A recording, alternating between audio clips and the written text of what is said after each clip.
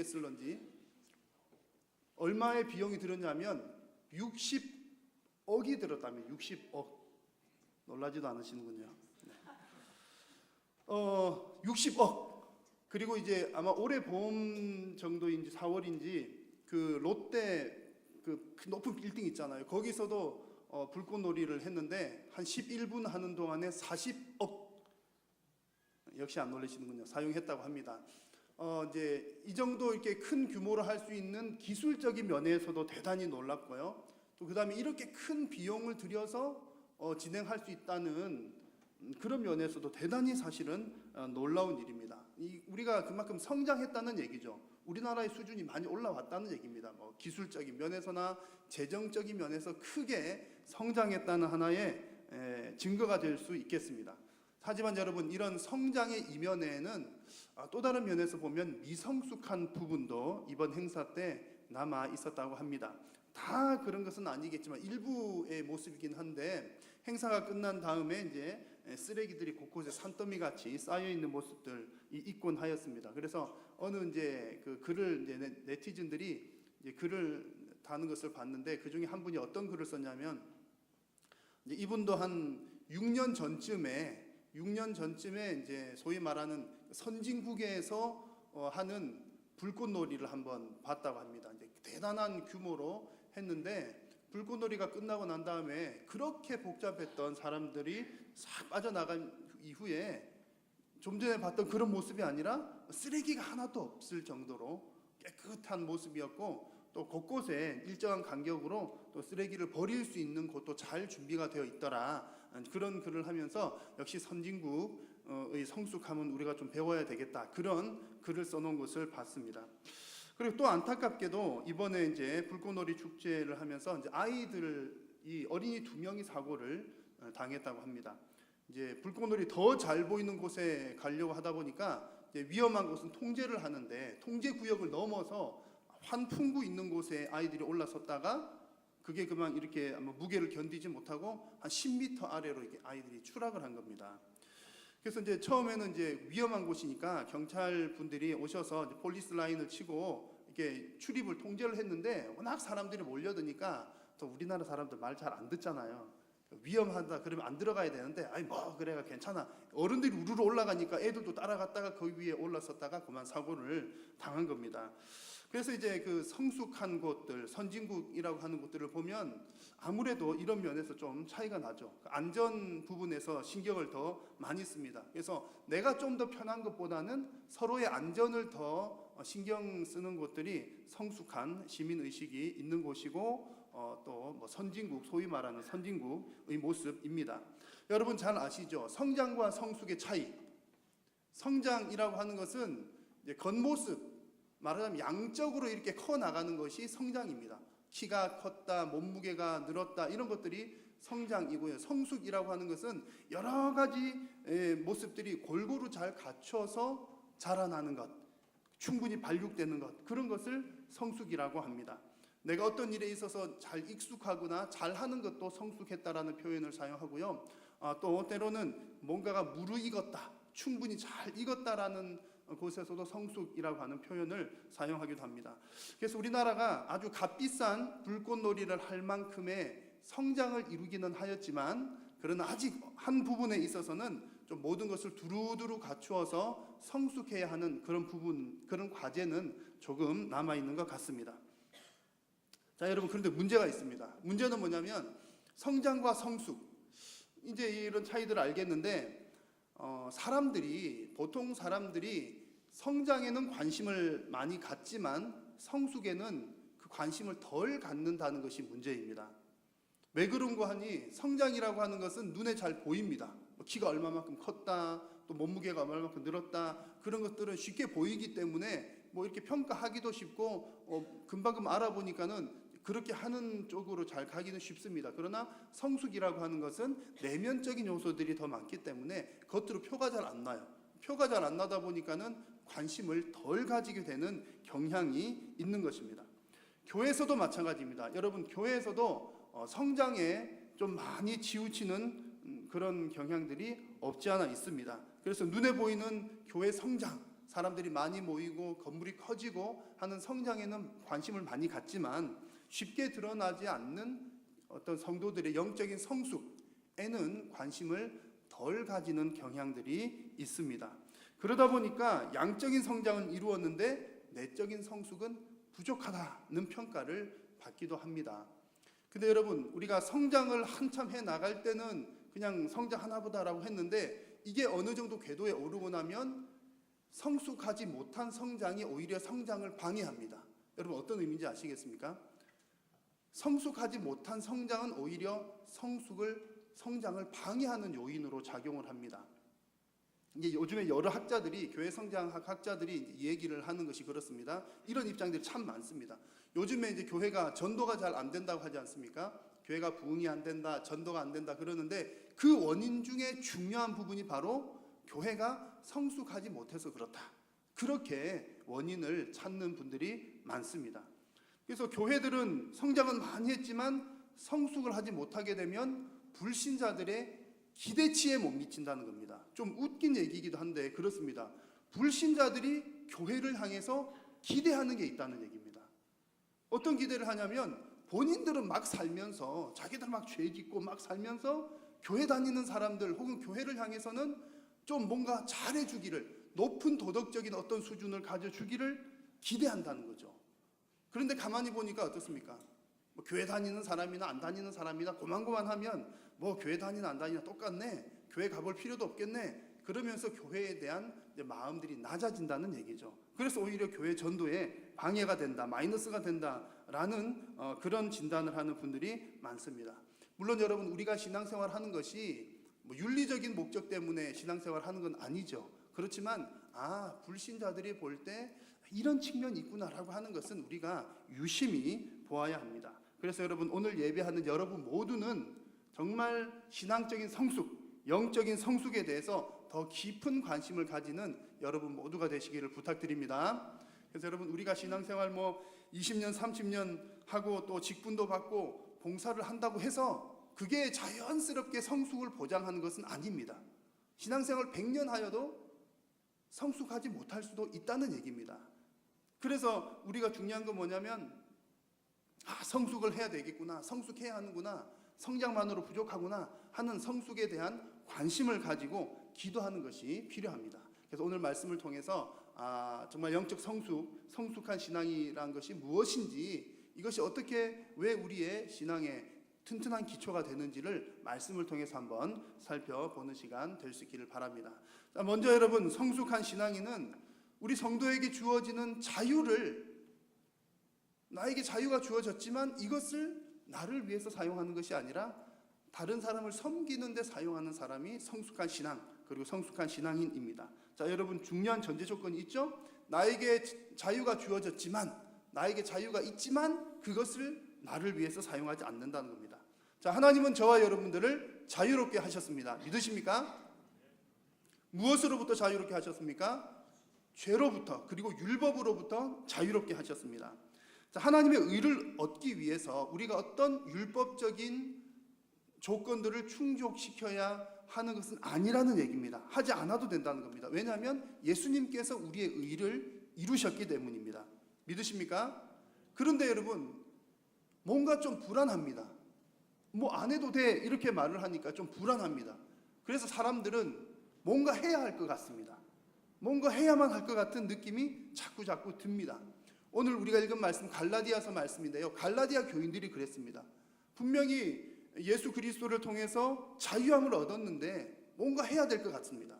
그래서 이 갈라디아 교인들이 뭘 하려고 하냐면 할례를 새로 받아야 되나? 율법을 더 지켜야 되나? 막 그런 마음을 가지고 있는 겁니다. 그런 갈라디아 사람들에게 하는 말씀이 오늘 4절 말씀입니다. 율법 안에서 의롭다함을 얻으려 하는 너희는 그리스도에게서 끊어지고 은혜에서 떨어지는 자로다, 이렇게 말씀했습니다. 너희들이 만약에 율법으로 돌아가서 다시 율법으로 뭔가 의를 얻으려고 하면 잘못된 것이다, 그 얘기를 한다는 얘기죠. 그런데 여러분, 우리 모두에게 이런 성향들이 다 있습니다. 여러분들도 아마 그러실걸요. 믿음이 좋은 분일수록 어떤 성향이 있냐면 내가 뭔가를 해야 될 것 같아요. 하나님을 위해서 뭔가를 해야 될 것 같고 막 그런 마음이 확 듭니다. 왠지 내가 자유롭게 가만히 있으면 내가 죄를 짓는 것 같은 거예요. 가만히 있는 것만으로도 죄를 짓는 것 같습니다. 그래서 여러분 이 부분을 확실하게 정리를 하셔야 하는데, 여러분 우리의 그 어떤 율법적인 행위로도 우리의 의를 얻을 수 없다는 사실을 여러분 믿으시기 바랍니다.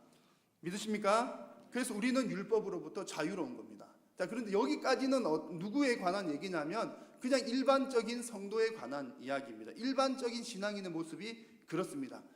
확실하게 율법으로부터 우린 자유롭구나. 그런데 성숙한 신앙인은 어떤 모습이냐? 13절입니다. 같이 한번 읽겠습니다. 시작. 형제들아, 너희가 자유를 위하여 부르심을 입었으나 그러나 그 자유로 육체의 기회를 삼지 말고 오직 사랑으로 종노릇하라. 아멘. 은혜로 자유함을 얻었지만 자유롭다고 해서 내 마음대로 살 것이 아니라는 얘기입니다. 서로 사랑을 위해서 섬기라. 이것이 성숙한 신앙인의 모습이라는 얘기입니다. 나는 자유인으로 살 떳떳한 권리가 있지만 종으로 살겠다는 거죠. 그것이 성숙한 신앙의 모습입니다. 종처럼 섬기는 것입니다. 근데 여러분, 이렇게 서로 사랑으로 섬기는 것, 종으로 섬길 때 놀라운 일이 벌어집니다. 어떤 놀라운 일이냐면 율법을 온전히 이루게 됩니다. 여러분, 이게 얼마나 놀랍냐면 여러분들 그 어떤 행위로도 우리가 율법의 의를 이룰 수가 있습니까? 없습니까? 절대로 없습니다. 그런데 사랑으로 서로를 섬기면, 사랑으로 종처럼 섬겼더니 우리가 아무도 이룰 수 없는 그 율법의 요구를 이룬다라고 이렇게 말씀을 하는 겁니다. 내가 율법을 잘 지키려고 해서 지켜지는 것도 아니고, 내가 주인처럼 주인 행세를 하려고 해서 되는 것도 아니라 종처럼 섬기려고 했더니, 종처럼 섬겼더니 이게 되더라는 얘기입니다. 여러분, 이 말씀은 우리 하나님 나라의 놀라운 원리입니다. 하나님께서는 종처럼 섬기는 사람을 높은 사람으로 인정해 주신다는 겁니다. 하나님은 종처럼 섬기는 사람을 성숙한 사람으로 인정해 주신다는 얘기입니다. 세상의 원리와는 완전히 반대죠. 여러분, 세상의 원리는 어떻습니까? 일반 사회, 세상, 기업, 보통은 이제 회사들이나 그런 곳은 이제 이윤을 추구하는 곳이니까 뭔가 이게 많이 남아야 되잖아. 이윤을 남겨야 되니까, 또 이제 그런 곳에서는 조직이 잘 이루어져야 되니까 명령 체계가 분명합니다. 그리고 명령을 잘하는 사람이 능력 있는 사람이고, 또 명령을 잘 할 수 있는 그 위치가 높은 위치입니다. 명령하고 안 돼, 잘하는 것이 그런 사람들이 훌륭한 사람인 거죠. 그러나 여러분, 교회는 근본적으로 다릅니다. 교회는 근본적으로 섬기기 위해서 모인 곳입니다. 믿으십니까? 교회는 섬기기 위해서 모인 곳입니다. 그렇기 때문에 잘 섬기는 사람이 높은 자리에 간다는 얘기입니다. 예수님께서 그렇게 말씀하셨죠. 세베대의 아들들에게, 이 세베대의 아들들이 높은 자리에 앉고 싶어가지고 하는 그런 틈에 막 서로 다툼이 일어났습니다. 그때 예수님께서 제자들에게 하신 말씀이지 않습니까? 누구든지 크고자 하는 자는 너희를 섬기는 자가 되어야 한다. 너희 중에 누구든지 으뜸이 되고자 하는 자는 너희의 종이 되어야 한다. 이것이 예수님의 가르침입니다. 여러분, 세상의 원리는 권력을 행사하고 통치하는 자들이 높은 자리를 차지하지만 하나님 나라의 원리는 반대입니다. 종처럼 섬기는 사람이 높은 자리에 앉아있는 사람입니다. 여러분들은 성숙한 신앙인들이 되기를 원하십니까? 원하십니까? 그렇다면 사랑으로 서로 종노릇 하시기를 축원합니다. 이것이 하나님 나라의 원리입니다. 여러분, 우리가 교회에 대해서도 그러죠. 양적으로만 성장하는 교회 말고 진짜로 하나님의 나라를 이루는 그런 하나님의 나라로 성장하는 교회가 되려면 바로 이와 같이 성장한 성도들이 많이 있는 교회가 건강하게 성숙하고 성장하는 교회입니다. 만약에 여러분, 우리가 그런 기도 많이 하잖아요. 하나님, 빈자리가 많습니다. 빈자리를 채워주시고, 그런 기도 많이 합니다. 하는데 여러분, 우리가 아무리 사람들을 많이 데려와가지고 빈자리 한번 꽉 채운다 하더라도 기존에 있던 우리들이 영적으로 성숙해 있지 못하면 빈자리를 채우면 또다시 빈자리가 생겨나기 마련입니다. 그러나 반대로 여러분, 우리가 미리 정말 잘 성숙해 있으면 서로 사랑으로 종노릇하는 그런 성숙함이 있으면 누가 우리 모르는 사람들이 와가지고 예배에 참여했다가 공동체에 참여를 했다가 성숙한 여러분들을 보고 하나님을 보게 됩니다. 여러분, 교회는 하나님 만나는 곳인 줄로 믿으십니까? 교회에서는 하나님을 봐야 그 사람이 교회 정착을 해요. 처음에는 몇 번은 뭐 서로 이제 친한 사람 뭐 이렇게 잘해주니까 하지만 궁극적으로 교회에서는 하나님 만나지 않으면 그 교회에 오래 붙어 있지 못하는 겁니다.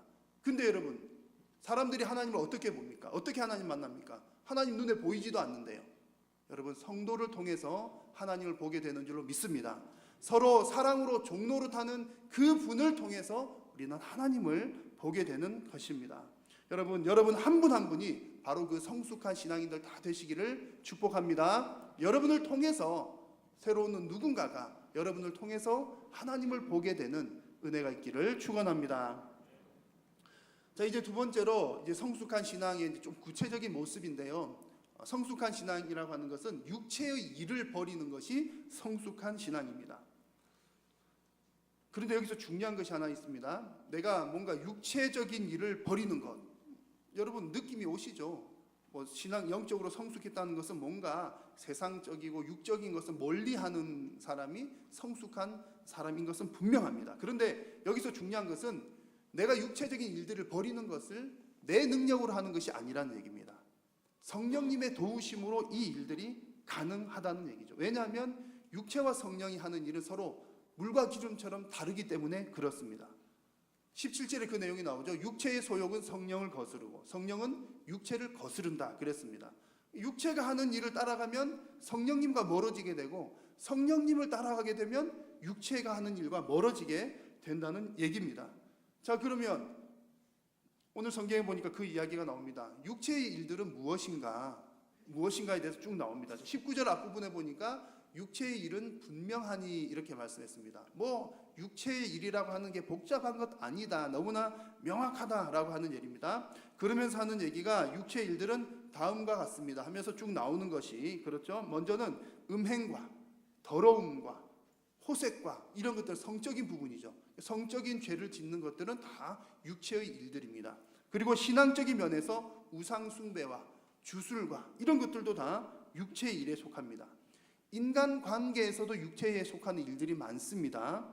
보시면 20절 하와 21절에 보시면 원수 맺는 것, 분쟁하는 것, 시기하는 것, 분내는 것, 당짓는 것, 분열함과 이단, 투기 이런 것들도 다 육체의 일이다 그랬습니다. 술 취함과 방탕함도 육체의 일입니다. 쭉 나열이 되어 있죠. 너무나 명확합니다. 뭐 설명할 게 없습니다. 중요한 것은 자, 이런 일을 하는 자들은 21절에 이런 일을 하는 자들은 하나님의 나라를 유업으로 받지 못할 것이다 그랬습니다. 여러분, 이런 육체의 일을 하는 사람은 하나님의 나라와 거리가 멀다는 얘기입니다. 신앙의 성숙과는 완전히 멀다는 얘기죠. 여러분 모두가 다 육체의 일을 멀리하는, 버리는 여러분 다 되시기를 축원합니다. 그런데 이제 중요한 것은 어떻게 이것을 버린다고요? 여러분 열심히 버린다고 잘 버려지겠습니까? 어렵습니다. 힘듭니다. 그래서 우리가 성숙한 신앙인이 되는 것은 성령의 사역입니다. 여러분, 하나님 말씀을 깨달을 때 어떻게 깨달으셨습니까? 1번 내가 열심히 공부했더니 깨달았다. 2번 성령께서 깨닫게 해주셨다. 몇 번이죠? 확실하게 2번입니다. 성령께서 조명하셔서 우리로 하여금 진리를 깨닫게 하십니다. 마찬가지로 우리가 영적으로 성숙한다, 자라나간다라고 하는 것도 성령 하나님께서 도와주셔야 그 일이 가능합니다. 자, 16절에서 분명하게 그 말씀을 하고 있습니다. 같이 한번 읽겠습니다. 시작. 내가 이르노니 너희는 성령을 따라 행하라. 그리하면 육체의 욕심을 이루지 아니하리라. 아멘. 이 말씀에서 성령을 따라 행하라 그랬습니다. 성령을 따라 행하라는 말은 성령 안에서 걸어가라 그런 얘기입니다. 성령 안에서 걸어가라. 성령님을 쫄쫄쫄쫄 따라다녀라 그런 얘기죠. 이 부분 여러분 너무나 중요한데요. 만약에 하나님께서 여러분에게 이렇게 명령을 하셨다면 어떻겠습니까? 자, 너희들이 성숙한 신앙인이 되기 위해서는 자, 이런 일들을 해야 돼. 1번, 2번, 3번, 4번 성령께서 시키시는 이 10가지 일들 혹은 100가지 일들을 하나라도 빠짐없이 완벽하게 해내야 돼. 만약에 그러셨다면 우리 힘들어서 아무도 그 일을 못할걸요. 그러나 하나님께서 우리에게 성숙을 요구하시면서 우리에게 하시는 말씀은 너희들은 그저 성령 안에서 걸어가라. 성령을 따라가라. 성령님만 따라가면 된다고 말씀하고 계십니다. 성령께서 이끄시는 대로만 살아라. 정말 부담 없는 명령이 아닐 수 없습니다. 여러분 혹시 보신 분 있으신지 모르겠는데 2009년도에 개봉한 블라인드 사이드라고 하는 영화가 있습니다. 마이클 오어라고 하는 프로 미식 축구 선수에 관한 이야기인데요. 물론 이제 이 영화에서는 그 실제보다는 좀 많이 과장이 되어 있다고는 합니다만 대략 줄거리는 그렇습니다. 사진에서 보신 것처럼 큰 거구 청소년 155kg가 나가는 청소년이 이제 이 마이클 오어라고 하는 청소년인데 아주 열악한 환경에서 자라는 겁니다. 아버지는 자살을 하고 어머니는 마약 중독이고 주변에 동네 사는 동네도 아주 이렇게 빈민촌에 좋지 못한 환경 가운데 살고 있고 그런 환경입니다.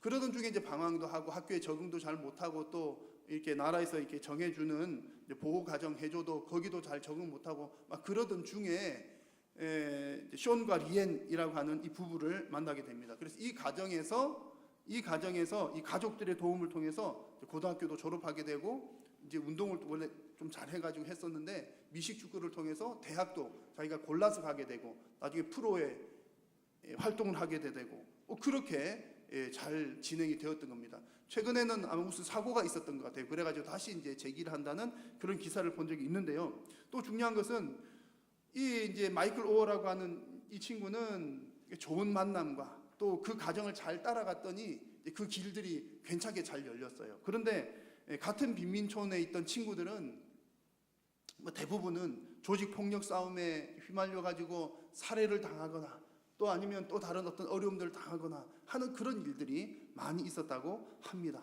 여러분 누구를 만나느냐가 무척 중요합니다. 그리고 누구를 따라가느냐가 더더욱 중요합니다. 성도가 성령님 안에서 행하고 성령님만 따라가게 되면 우리의 모든 인생들은 문제가 다 해결되는 줄로 믿습니다. 우리 어떤 사사로운 그런 문제 해결을 말하는 것이 아니라 우리가 성령님을 따라가면 육체가 원하는 육체의 일들로부터 멀어진다는 겁니다. 성도는 거룩하게 되고 성도는 성숙하게 되는 것입니다. 그러므로 여러분 성령님을 따라가심으로 성숙한 신앙인들 다 되시기를 우리 주님의 이름으로 축원합니다. 마지막 세 번째는 성숙한 신앙은 성령의 열매를 맺는 신앙입니다. 이게 이제 같은 맥락입니다. 성령님을 따라가면 육체의 일도 멀리하게 되고 육체의 일이 멀리하게 되면 자연스럽게 성령의 열매들이 맺히게 되는 겁니다. 여기서도 중요한 것은 성령의 열매를 맺는다는 것이 내가 열심히 잘 맺는다는 의미가 아니라는 것이 중요합니다. 자, 오늘은 성령의 열매 1번 맺어야겠다. 열심히 기도해서 성령의 열매 1번 맺었고 내일은 그래 오늘은 성령의 열매 2번 맺어보자. 열심히 해서 2번 열매 맺고 이런 것이 아니라는 얘기입니다. 그저 성령님을 따라갔더니 열매가 맺어지더라는 겁니다. 여기서 성령의 열매를 맺는다는 것은 주체가 내가 아닙니다. 내가 맺는 것이 아니라 성령께서 맺게 하신다는 얘기죠. 그러면 중요한 것은 우리 입장에서 중요한 건 뭘까요? 우리는 그저 결단하고 시작하기만 하면 됩니다. 중요한 것은 결단과 시작입니다. 그래 하나님께서 이렇게 말씀하시니 명령하시니 순종하기로 하자. 결단하고 그리고 성령을 따라가기로 발걸음을 내딛기만 하면 된다는 얘기입니다. 여러분 우리가 성령님을 따라가는 길에 있어서도 완벽하게 따라갈 수는 없습니다. 가다가 때로는 넘어지기도 하죠. 또 가다가 때로는 숨이 차서 지치기도 합니다. 그래도 괜찮습니다. 그래도 괜찮아요. 우리가 완벽하게 따라가는 것이 중요한 것이 아니라 하나님께서 우리에게 원하시는 완전이라고 하는 것은 그리스도를 통한 완전이지 우리가 뭔가 행동을 완벽하게 해서 완전해지는 것을 하나님께서 기대하시는 것은 아닙니다. 중요한 것은 우리가 방향을 잘 잡는 것이 중요하죠. 누구를 따라가느냐, 어느 방향으로 따라가느냐가 중요하다는 얘기입니다. 여러분 성령께서 이끄시는 대로 따라가는 것이 중요한 줄로 믿습니다. 그래서 누군가가 우리를 보고 여러분을 보고 누가 저 사람 참 영적으로 성숙한 사람이야. 만약에 여러분들에게 그런 평가를 한다면 그것은 우리가 잘해서 그런 평가를 받는 것이 아니라 저 사람은 성령님을 잘 따라가고 있구나라는 평가인 줄로 믿으시기를 바랍니다. 여러분들은 성령님을 잘 따라가고 계십니까? 잘 따라가시기를 축복합니다. 잘 따라가고 계신다면 지금 성령님 잘 따라가고 있는지 어떻게 알 수가 있습니까? 성도가 성령님을 잘 따라가고 있느냐 아니냐를 잘 아는 비결은 열매를 보면 알 수가 있습니다. 성령을 따라가는 성숙한 사람에게는 맺어지는 열매가 있습니다. 그 얘기가 오늘 22절부터 쭉 나오죠. 여러분들이 잘 아는 성령의 9가지 열매입니다. 자, 내용은 잘 아실 테니까요. 간단하게 말씀드리면 이렇습니다. 성령의 열매는 사랑입니다. 사랑은 성령의 열매입니다. 그런데 예수님 안 믿는 사람도 사랑하잖아요.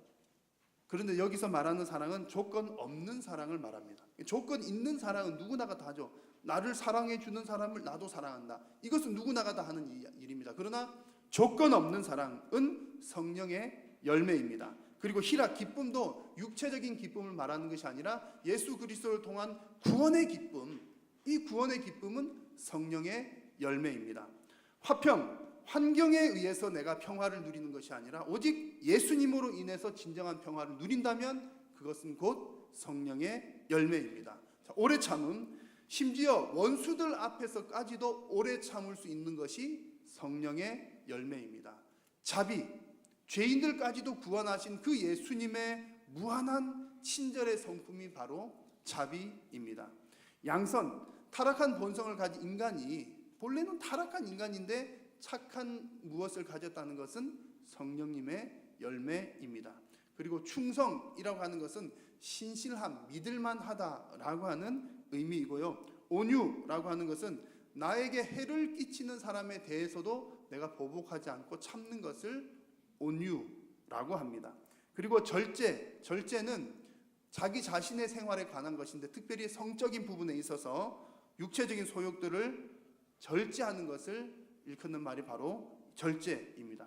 그래서 여러분 내 삶을 가만히 이렇게 들여다보니까 이런 열매들이 내 삶에 맺히는 것이 보인다면 내가 그래도 나름대로 성령님을 잘 따라가고 있구나 이렇게 우리는 생각할 수가 있겠고요. 내가 아무리 내 삶을 잘 들여다봐도 이런 열매가 도무지 없어요. 만약에 여러분 이런 열매가 여러분의 삶에 보이지 않는다면 내가 지금 과연 성령님을 잘 따라가고 있는가 그 방향을 여러분 다시 한번 확인을 하셔야 된다는 얘기입니다. 사랑하는 성도 여러분, 성숙한 신앙인은 성령님을 따라가면서 열매를 맺게 됩니다. 그래서 여러분의 삶 속에 이와 같은 성령의 열매가 충만하게 풍성하게 맺히시기를 축원합니다. 이제 마지막으로 그 모세 이야기를 하나 들려드리고 말씀을 마무리할까 합니다. 여러분 잘 아시는 것처럼 모세는 120세를 살았죠. 120세를 사는데 그의 인생을 보면 재밌습니다. 40년 인생이 이렇게 세 단각에 나누어져요. D.L. 무디는 그 모세의 이 40년 세 등분을 세 단계를 이렇게 설명을 했습니다. 첫 번째 40년의 모세의 인생은 모세가 스스로 대단한 사람인 줄로 생각했다는 겁니다. 그래서 영어로 표현하면 I am somebody, 나는 뭔가 되는 사람이야 라고 스스로를 생각했다는 거죠. 왜냐하면 그도 그럴 만한 것이 애굽의 왕자로 어릴 때 자랐죠. 그 다음에 최고의 학문도 공부를 했죠. 부귀 영화 다 누렸죠. 그러니까 얼마나 프라이드가 대단했겠습니까? 그런데 여러분 이런 모습이 모세가 성숙한 모습은 아니었습니다. 그러다가 이제 중간 40년은 그가 이제 살인 사건에 연루가 되어서 미디안 광야로 말하자면 망명을 가게 되죠. 그래서 애굽의 왕자였던 그가 하루아침에 도망자 신세가 된 겁니다. 그러면서 이 40년 동안 또 광야에서 생활하면서 모세가 스스로 느낀 것은 정말 인생 정말 하루아침에 끝나는구나. 정말 나는 아무것도 아니구나. 그래서 모세가 스스로 생각하기를 I'm nobody. 난 정말 아무것도 아니야. 나는 아무것도 아닌 존재야. 라고 그렇게 깨닫게 됩니다. 물론 여러분 우리 스스로가 자기 자신을 낮추고 또 나는 정말 나약한 존재라는 것을 깨닫게 된 것은 좋은 측면이 있지만 그러나 이건 역시 하나님 앞에서 성숙한 신앙의 모습은 아직까지 아닙니다. 그 다음에 이제 모세가 80이 되어서 하나님으로부터 호렙산에서 하나님의 부르심을 받죠. 그리고 이제 하나님의 일꾼이 되어서 이스라엘 백성들을 애굽에서 이끌어내는 그런 역할들을 감당하고 엄청난 기적의 역사를 연출합니다. 그래서 이때 모세는 스스로 어떤 생각을 가지게 되냐면, 내가 내 자신에 대해서 나 스스로는 아무도 아니지만 하나님이 함께 해주시니까 무엇이든지 할 수 있구나 라고 하는 것을 깨닫게 됩니다. 그래서 하나님 앞에서 나는 하나님의 사람입니다. I am God's body. 나는 하나님의 사람. 하나님께서 나를 붙드시니 나는 뭔가 무엇이든지 할 수가 있습니다 라고 하는 것. 여러분, 이것이 가장 성숙한 신앙의 모습입니다. 나는 아무것도 아니지만 하나님의 손에 붙들리니까 됩니다. 성령님 따라가니까 됩니다. 내가 열매를 맺을 수는 없지만 성령 하나님 따라가다 보니까 열매가 맺어집니다. 내가 하나님으로부터 은혜를 받았지만 내가 성령님의 도우심으로 사랑으로 종노릇하니까 율법의 요구를 이루게 됩니다. 이런 것들을 깨닫게 되는 겁니다. 여러분, 내가 나 스스로를 대단한 줄로 아는 것은 착각입니다. 근데 내가 아무것도 아닌 줄로 생각하는 것은 또한 오해입니다. 그러나 여러분, 하나님의 종으로 붙잡히기만 하면 무엇이든지 할 수 있다는 것이 진짜 성숙한 신앙인의 모습입니다. 여러분, 오늘 우리는 성숙한 신앙에 관한 말씀을 나누었습니다. 여러분의 개인과 우리 한일교회가 정말 하나님 앞에서 성숙한 신앙인들이 다 될 수 있기를 바랍니다. 우리가 정말 이러한 성숙한 신앙이라고 하는 것이 우리의 삶의 기초가 되어야 우리의 신앙도 튼튼한 기초 위에 서게 되는 거고요. 우리 교회도 역시 마찬가지로 정말 탄탄한 기초 위에 우리가 더욱더 건강하게 성장해 나갈 줄로 믿습니다. 여러분, 중요한 것은 이 일이 나의 힘으로 되는 것 아니라 성령 하나님 함께 하실 때 되는 줄로 믿으시고, 성령님의 인도하심을 따라 하나님의 뜻대로 쓰임 받으시는 여러분 모두가 되시고 또한 우리 한일교회 되시기를 주의 이름으로 축원합니다. 기도하겠습니다. 하나님 아버지, 오늘 이 시간 하나님의 말씀을 통하여 우리로 하여금 성숙한 신앙에 대한 도전을 주시니 감사합니다. 하나님, 우리는 아무것도 아니지만 성령님 따라가면 열매를 맺고 하나님 손에 붙들리면 주님 앞에 귀한 도구로 사용되는 줄로 믿습니다. 사랑하는 우리 한일의 모든 권속들이 하나님 앞에서 성숙한 신앙인으로 주님의 손에 붙들린 자로 귀하게 쓰임받는 모든 일꾼들 다 되게 하여 주옵소서. 예수님의 이름으로 기도드립니다. 아멘. 네, 교회 소식 몇 가지 전해드리겠습니다. 이번 주 토요일에 결혼 소식, 두 가지의 결혼 소식이 있습니다. 먼저는 오교구 정일래 성도님의 장남 용원군의 결혼 예식이 돌아오는 토요일 14일 토요일 오전 11시에 학동역 근처에 있는 더 파티움 웨딩 그랜드홀에서 있습니다. 많이 축하해 주시기 바라고요. 그리고 6교구 김태성 안수 집사님, 이길선 권사님의 장남 신영군의 결혼 예식이 또한 같은 날 14일 토요일 오후 1시 30분에 우리 한일교회 예배당에서 있겠습니다. 많이 또 축하해 주시고 기도해 주시기 바랍니다. 독감 예방과 또 다른 광고들은 주보를 참고해 주시기 바랍니다. 예, 찬송하겠습니다.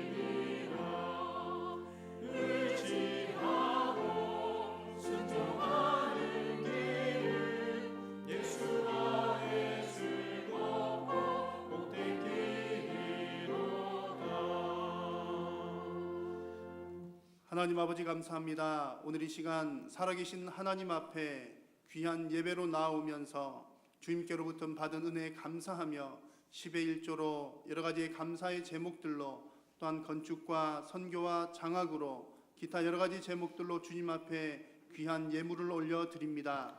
하나님 드리는 손길들을 복되게 하시고 이들의 신앙 고백도 함께 받아주시오며 이 귀한 물질이 오직 하나님의 나라 영광 위하여 사용되게 하여 주옵소서. 사랑하는 성도님들의 이 땅 가운데 삶을 하나님 복되게 하시고 기름지게 하시고 물질의 어려움 당하지 않도록 하나님 각별하게 도와주시며 특별히 육신의 고통 가운데 있는 사랑하는 성도님 주님 위로하여 주시고 치료하여 주옵소서. 우리 각자의 가정 가운데 하나님 말하지 못할 사정들이 있습니까? 하나님께서 위로하시고 우리 모든 가정의 문제들도 하나님 친히 해결하여 주옵소서. 사랑하는 우리 온 성도님들이 오직 하나님 의지하며 믿음으로 승리하는 한 주간의 삶이 되게 하여 주옵소서. 주께서 이 시간도 함께 하시고 한 주간의 삶을 복되게 하여 주실 줄로 믿사오며 우리 구주 예수님의 이름으로 기도드립니다. 아멘. 주 예수 그리스도의 은혜와 하나님 아버지의 크신 사랑과 성령의 교통하심이 하나님 앞에서 성령님을 따라 행함으로 거룩한 성령의 열매를 맺고 성숙한 신앙인으로 살아가기를 소원하고 결단하는 사랑하는 모든 성도님들의 머리 위에 이제로부터 영원토록 함께 있을지어다. 아멘.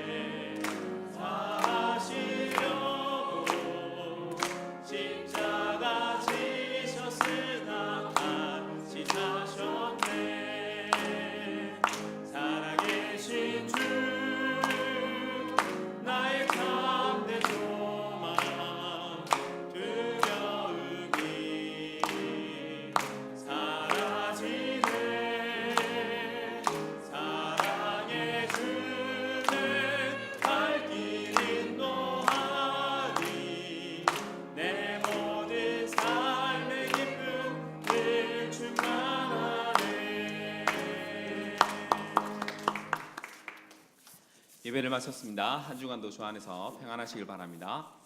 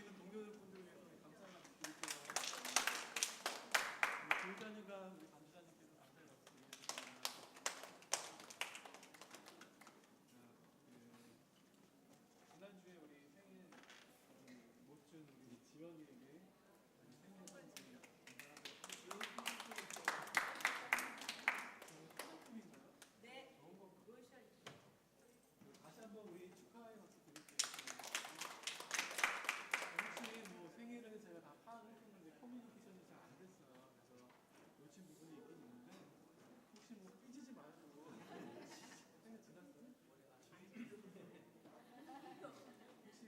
치즈를